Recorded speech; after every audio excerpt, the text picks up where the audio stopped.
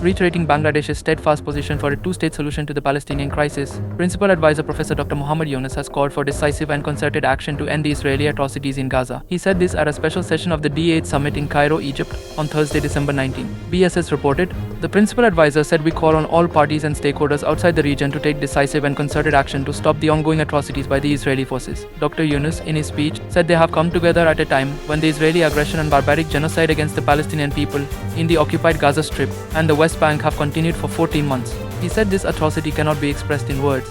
He said, to put it mildly, we are deeply disappointed by Israel's blatant disregard for long-standing international norms, laws and conventions. He said, from Cairo, we express our solidarity with our Palestinian brothers and sisters and express our unity and unwavering commitment at this critical moment in their history. He also commented that Bangladesh has always stood firmly in support of the Palestinians. Professor Yunus also spoke about Israel's occupation.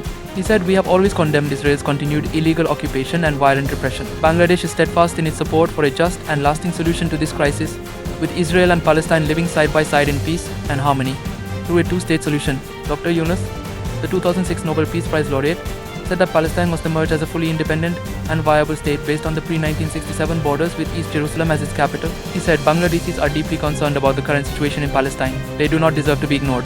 Every Palestinian life matters.